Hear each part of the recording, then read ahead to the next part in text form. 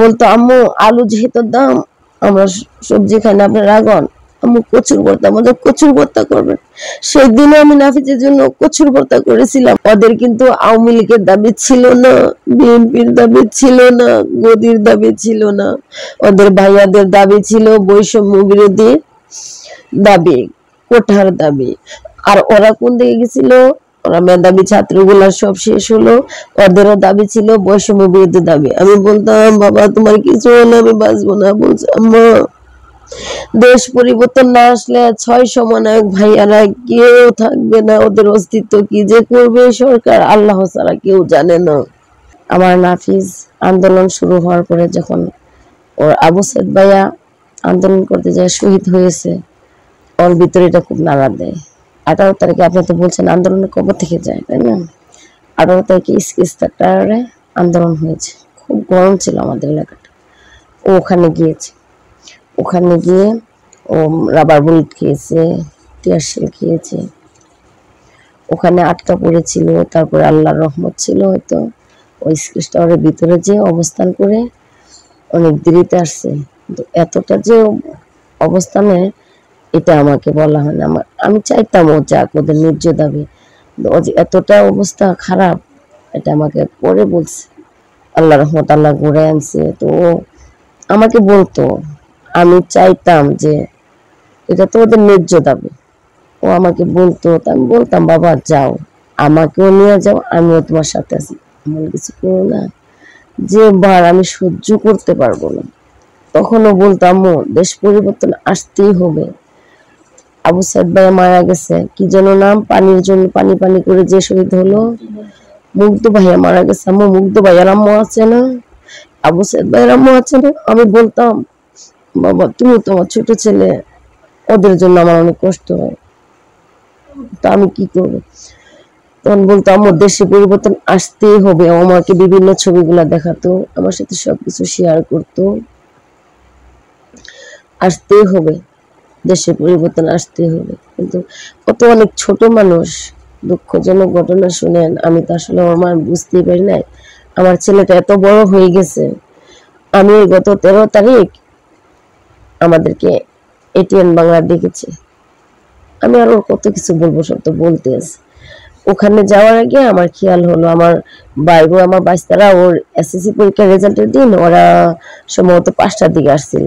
5টার দিকে আসছিল, পরে আমি একটু নাস্তা পানি আয়োজন করে ওরা নিয়ে আসছে ভাগনার জন্য মিষ্টি, ফুলের বুকেট। ওরা যে বুকেট দিছিল আমাকেও মাঝখানে দিয়ে আমাকেও সম্বর্ধনা দিছে। আমি কৃতি সন্তানের মা, আমার ছেলে জিপিএ 5 পেয়েছে গোল্ডেনের মাধ্যমে। তারপরে এই ছবিগুলো আমি আর দেখিনি, আমি গত 13 তারিখ দেখলাম। ছবিগুলো ছিল আমার ভাইস্তার ফোনে। তখন আমি বুঝতে পারলাম আমার নাফিস আসলে অনেক বড় হয়ে গেছে ওর ছবিটা দেখে। এর আগে আমি খেয়াল করি নাই। ওর ছোট মামি একটু লম্বা চড়া অনেক, তো ওর সাথে দেখে ভাবলাম আমার, এখন বুঝতেছি আমার ছেলে বড় হয়ে গেছে। তোদিন আমার মনে হয় না আমার ছেলে বড়, আমি সেটা তো বলতাম তুই ছোট মানুষ। আমরা ঢাকায় আছি, 2টা ছেলে মানুষ করার জন্য এই এলাকায় আছি। ওর দাদার বাড়ি দক্ষিণখানে, আমরা এই এলাকায় আছি। আপনার আঙ্কেল ব্যবসা করে, ছোটখাটো ব্যবসা করে। আমার টার্গেট ছিল নিম্নবিত্ত, মানে আমরা অনেক ছোট না, আবার আমরা মধ্যবিত্তর কাতারেও পড়ি না, বড় তো নয়। এর মাঝেও আমার আল্লাহর কাছে, আল্লাহ আমাকে 2টা সন্তান দিয়েছে, ওরা ছাত্র ভালো ছিল। আমার টার্গেট ছিল আমার নাফিজের ছোট হতে, ওর স্বপ্ন ছিল দেশের জন্য কিছু করবো, একদম পিচ্ছি হতে। এখন আমি খেয়াল করি ওই হতে ওর পতাকা লাগতোই, ও যখন পিচ্ছি ছিল। তো আমার টার্গেট ছিল যে আমি অনেক কষ্টের মাধ্যমে আমার সন্তান দুটাকে মানুষের মতো মানুষ করব। ও ক্লাস 5-এ পরীক্ষা দিয়েছে, ওকে আমি ঘরে কোনো টিচার দিতে পারি নাই। আল্লাহর রহমতের রেজাল্ট আল্লাহর কাছে আমি এত শুকরিয়া আদায় করেছিলাম। ওর মনে হয় 3টা সাবজেক্টে 100 ছিল, ঘরে কোনো টিচার ছিল না। আমার কোচিং এ অঙ্ক ইংলিশ পড়তো, ধর্ম টর্ম নিজে পড়তো গেল। তারপরে থেকে আমি করোনা টোনা আসছে, সবকিছু মিলে আমাদের গুলশানের ব্যবসা ছিল, গুলশানের মার্কেটটা পুরাই দিল, এটা নাকি আওয়ামী লীগের ছিল, যাক ওগুলা তো আমি না। তারপরে আমাদের অবস্থা দিন দিন খারাপ হইতে থাকে, কিন্তু আমি আমার ছেলেদের জন্য পিছনে যাইনি। অনেক কষ্ট করছি ছেলেদেরকে, আমি মুখের খাবারটাও একবেলা কম দেওয়া হইলো, ওদের লেখাপড়াতে আমি পিছনে যাই নাই, আগে গেছি। ছোট মানুষ ছিল তো, মার কাছে অনেক কিছু আবদার ছিল, ওর শৌখিন ছিল একটু একটু। বলতাম বাবা আমি তো সবকিছু পারতেছি না, তখন আমার খারাপ লাগে। আমি তোমাদেরকে লেখাপড়া করাবো, তোমরা ভালো করে লেখাপড়া করো, তোমরা আমাকে একটা সার্টিফিকেট দিবা। আমি আল্লাহর কাছে মা হিসাবে দোয়া করি তোমরা অনেক উচ্চ পর্যায়ে যায় তোমাদের সবগুলা তোমরা পূরণ করো। কিন্তু আজ আমার ওর কথাগুলো সব এই বুকের মাঝে বাঁধে। আর মনে হয় আমি তো ওর কোনো শখ পূরণ করি না। আমার একটা টার্গেট ছিল আমার আল্লাহ তাআলার কাছে, আল্লাহ আমার বাচ্চা দুইটা স্টুডেন্ট ভালো, ওদেরকে লেখাপড়া করাইতে গেলে আমার একটু পরিবেশ দিতে হবে। আমি ওদেরকে গড় দিলে ওদের শখ দিতে পারতেছি না, আর লেখাপড়ার দিতে হবে, খাওয়াতে হবে, পড়াতে হবে। তখন ভাবিনি আমি তখনও যে মানুষ তো আসলে আত্মাওয়ালা জীব, আল্লাহর ডাকে চলে যায়। ও আমার কাছে এটা চাইছে, এটা তাৎক্ষণিক দেই। আমি ভাবছি ওরা স্টুডেন্ট ভালো, ওরা লেখাপড়া করুক, আমার যাতে লেখাপড়াটাতে না আটকে যায়। আমার ছিল আমার আল্লাহর কাছে এটাই। এখন আপনারা, আমি তো মানব জীবনের কাছে আবারও কৃতজ্ঞতা জানাই। এখন আমি আমার নাফিস তো চলে গেছে, আমার অনেক কষ্ট হয়, অনেক স্মৃতি আছে, আমি আপনাদেরকে দেখাবো আমার নাফিসের, ওর টুকটাক সব রাখছে। এখন আপনাদের মাধ্যমে, মিডিয়ার মাধ্যমে আমি সব হয়তো বলতে চাই, গুছায় বলতে পারি না, আমি এই পরিবেশে নাই। ও যে এত ছোট বয়সে, 16 বছর শেষ, 17 রানী, মে মাসে 22 তারিখে ও যে দেশের ডাকে, ওর মানে অনেক ভালোবাসত, দেশের ডাকে চলে গেছে। ও যেন, আমি প্রথমে সর্বপ্রথম আপনারা সবাই দোয়া করবেন, বাংলাদেশের হয়তো 20 কোটি মানুষ আছেন, আমার নাফিস যেন জান্নাতে শহীদদের মর্যাদা পায়।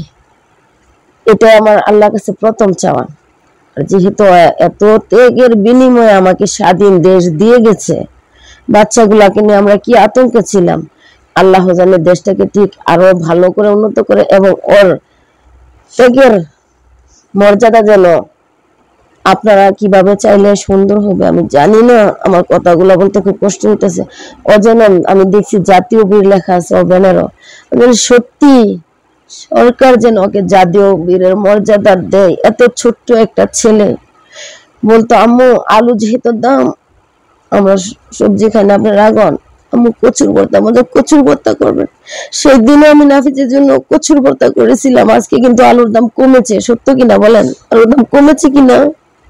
কিন্তু আমার নাফিসকে কিন্তু আমি আলু ভর্তাটাও খাওয়াইনি, যে আমার কচুর ভর্তা খেয়ে দেশ স্বাধীন করে দিয়ে গেছে। আপনারা যে যতই লেখালেখি করবেন, আপনারা মানবিক দিক থেকে ওইভাবে আপনারাও কলম ধরেন। ওর কিন্তু, ওদের কিন্তু আওয়ামী লীগের দাবি ছিল না, বিএনপির দাবি ছিল না, গদির দাবি ছিল না, ওদের ভাইয়াদের দাবি ছিল বৈষম্য বিরোধী দাবি, কোঠার দাবি। আর ওরা কোন দিকে গেছিল?